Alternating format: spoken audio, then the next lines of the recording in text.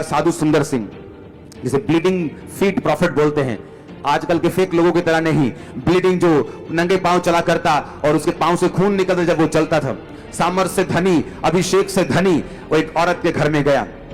बहुत बारिश हो रही थी और साधु सुंदर सिंह को बुखार हो गया और वो एक औरत के घर में दरवाजा खटखटाया और वो औरत बाहर निकली। वो क्रिश्चियन औरत थी। साधु सुंदर सिंह ने कहा, मेरी बहन, बारिश बहुत है और मुझे बुखार है, मैं आराम करना चाहता हूं, क्या मैं तेरे घर में रुक सकता हूं? कहती तुसी ना ऐ करो, मैं ना तुहाडे लिए प्रेयर करांगी। कहता, जिसके सामने तू प्रार्थना करेगी ना, वो मेरे अंदर है, मेरे साथ खड़ा है।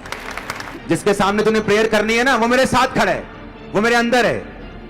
क्या प्रेयर की बात कर रहे हैं? मैं परमेश्वर का दास हूं। तो जब प्रार्थना की जरूरत नहीं, बोने की जरूरत है, वहां तुम प्रार्थना नहीं कर सकते।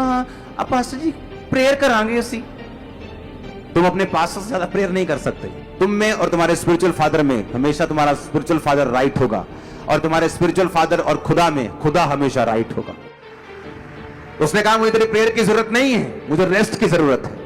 इमेजिन करो, अच्छी पोजीशंस में जाने के बाद, अच्छे देशों में जाने के बाद भी अभी भी लोगों के दिल चिड़ियों के जैसे हैं। चिड़ी का होता है ना दिल, छोटा सा। मैं आपको एक अच्छे विश्वासी और एक बुरे विश्वासी में फर्क बताता हूं। एक ऐसा विश्वासी जो पैसे में कंजूस है, बाइबल बयान करती है, वो परमेश्वर से प्यार नहीं करता है, क्योंकि तुम परमेश्वर और धन दोनों की सेवा नहीं कर सकते। अगर तुम पैसे में कंजूस हो, तुम बो नहीं सकते, तो मैं डेफिनेटली तुम्हें चैलेंज करता हूं, तुम परमेश्वर से प्यार नहीं करते, तुम पैसे से प्यार करते हो। पहली बार जब मैं अपने स्पिरिचुअल फादर के पास गया तो वो मुझे जानते नहीं थे। मैं अपने पास बहुत फैंसी कैमरास लेके गया था, बहुत महंगे कैमरास। तो वहां मैं अपनी चर्च की रिकॉर्डिंग लेके गया, देखो मेरे पास लोग हैं, ये है फोटोज अपनी सबकी। तो मैंने वो सारे गैजेट्स, वो लैपटॉप शायद, वो सब कुछ मैंने उनके पास एक टीम के जरिए पहुंचाया। मैं वहीं पे था, तो मैंने कहा आप उनको दिखा देना एक बार। तो जब उन्होंने मुझे अपने पास बुलाया तो उन्होंने सब वो देखा, तो मेरे को वो वापिस करने लगे। तो पवित्र आत्मा ने बोला कि इसे वापिस मत लेना, जबकि मैं उसे बोने के लिए नहीं लेके गया था। जस्ट उनके वो टेबल पे था, तो मुझे ये अच्छा नहीं लगा कि मैं उनके टेबल से वो चीजें वापस लेके आऊं। तो मैंने कहा नहीं, मैं ये वापस लेने के लिए नहीं लेके आया, जो मैं लेके उसे वापस लेने के लिए गया था। तो मैंने कहा नहीं, वापस नहीं मैंने लेना, आप इसे आप यूज कर लो। आप मैंने साइड पे उसे रख दिया। मेरी लाइफ में, मेरी कंप्लीट क्रिश्चियन लाइफ में ऐसा कभी नहीं हुआ कि मैं अपने स्पिरिचुअल फादर के पास गया हूं और खाली हाथ गया हूं, इसलिए मैं भरा हुआ हूं। एक बार मैं बहुत बड़ा बीज, लाखों रुपए का बीज लेके गया, और उन्होंने जब उसे देखा, वो ज्यादा, कोई भी अनॉइंटेड मैन पैसों से प्यार नहीं करता। आप बड़ा बीज दे दे तो वो भी सेवकाई के लिए, आप छोटा दे दे वो भी सेवकाई के लिए, वो कौन सा उनके पर्सनल लाइफ में यूज होना है।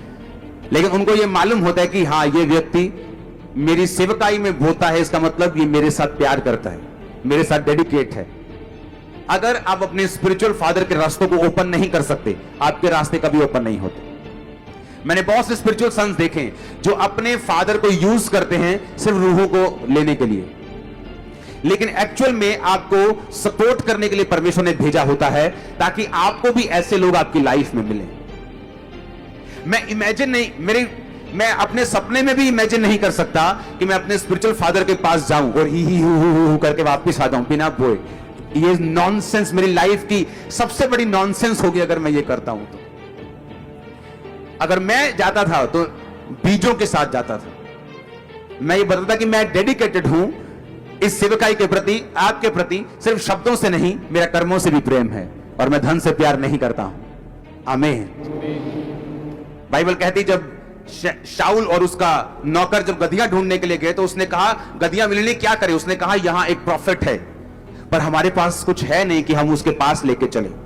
अगर आप शमूएल प्रॉफिट का इतिहास देखेंगे तो बाइबल कहती पूरी ऐसा प्रॉफिट जिसके मुंह से, आजकल के लोगों की तरह नहीं, हाँ, फेसबुक प्रॉफिट नहीं, एक रियल खुदा का दास जिसके मुंह से निकली बात पूरी होती थी। जब उसने गवाही दी कि क्या मैंने तुमसे एक भी गधा लिया है, क्या तुमसे कभी चांदी ली है, तो बाइबल कहती पूरे लाखों लोगों की गवाही थी कि तूने आज तक हमसे कभी कुछ नहीं लिया। फिर भी वो जन क्या कह रहा है कि अगर हम उसके सामने, दास के सामने जाएंगे तो कुछ लेके जाएंगे। उसने कहा हाँ, मेरे पास एक छोटा सा एक कुछ पैसा है, टुकड़ा है चांदी का या कुछ भी है, करेंसी है, हम वो लेके चलेंगे।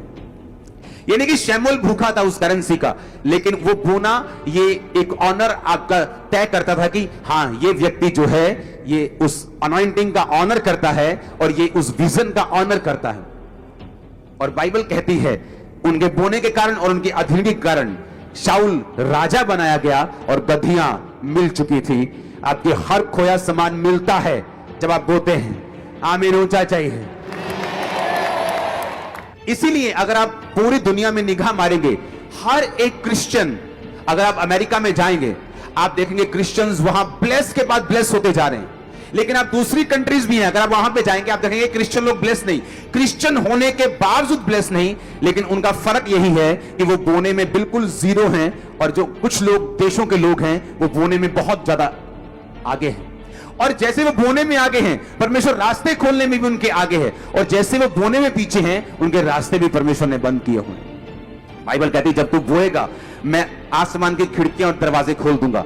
इसका इब्रानी में मतलब है डैम गेट, स्लूज गेट, कि डैम के पीछे पानी पानी है, आगे का हिस्सा सूखा हुआ है, क्योंकि परमेश्वर ने कहा मैंने तेरे डैम के गेटों को बंद किया हुआ है कि पीछे मेरे पास बरकतें भरी पड़ी हैं लेकिन तू आगे सूखा हुआ है, क्योंकि मैंने अभी तक डैम के गेट को नहीं खोला, क्योंकि अब तक तूने अपने टाइट को बोया नहीं। इतना पक्का है परमेश्वर का वचन, इतना एक्यूरेट है खुदावन का वचन कि वो कहता तुम एक देह होने के लिए बुलाए गए हो। हर एक अंग का अपना अपना काम है, अमीर का अपना है, आईटी वाले का अपना है, गरीब का अपना है, प्रार्थना उपवास करने वाले का अपना है। आमीन। अगर साधु सुंदर सिंह ऐसी औरत को जिसको वो सड़क के किनारे बैठी होती है उसका अपना घर ना होता और उसको बोलते कि बहन, तो वो उसको ये नहीं कहते मैं तेरे घर में आना चाहता, वो बोलते बहन मेरे लिए प्रार्थना कर, क्योंकि तेरे पास तो खुद घर नहीं, तू मुझे कहां लेके जा सकती है।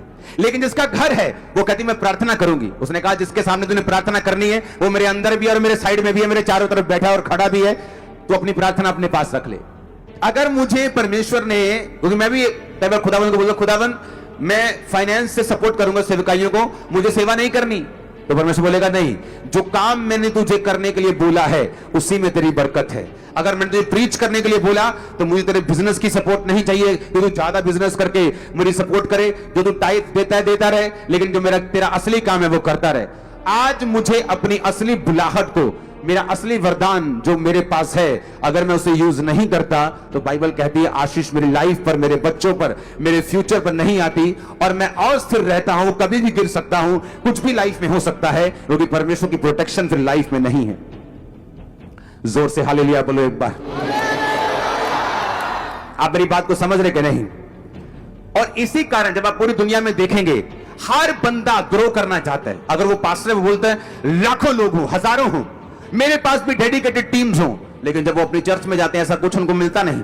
हर एक छोटी चीज में वो संघर्ष करते हैं, हर एक ग्रोथ में वो संघर्ष, क्योंकि उनको ये नहीं मालूम कि तुमने ग्रोथ होने में सहायता नहीं की, तुमने ना बोया, तुमने ना अपने अंग के मुताबिक काम किया, तो इसीलिए तुम वो नहीं देख सकते जो तुम्हारा स्पिरिचुअल फादर देख रहा है। जब मैं वहां से वापस आया 2011 में, तो मैंने आते ही अनाउंस किया, क्योंकि मैं जानता था कि मैं एक एक अपनी जेब को खाली करके, अपने मन को खाली करके अपना आप भी बोकर आया हूं, और मैंने आते अनाउंस किया था ये चर्च देखना दुगनी होगी तिगनी होगी। आप जाके देखो, जब मैं वापस आया वो चर्च दुगनी थी तिगनी थी। जस्ट 6 महीने के अंदर अंदर पूरी मिनिस्ट्री चेंज हो गई थी, क्योंकि मुझे मालूम था जो मैं बोऊंगा वो मैं काटूंगा। जिसने बहुत बटोरा उसका कुछ ज्यादा ना निकला, जिसने कम बटोरा उसका कुछ अधिक ना निकला।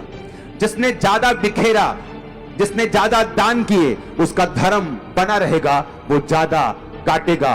खुदावन आपको बरकत दे, वो आपके फलों को बढ़ाए, वो आपको सेम न रहने दे। आपकी लाइफ में जो कुछ भी वरदान है उसे आप परमेश्वर के लिए यूज करके उसकी आशीषों के वारिस बन सके। आमीन। ऊंचा ये बरकत तुम्हारी है।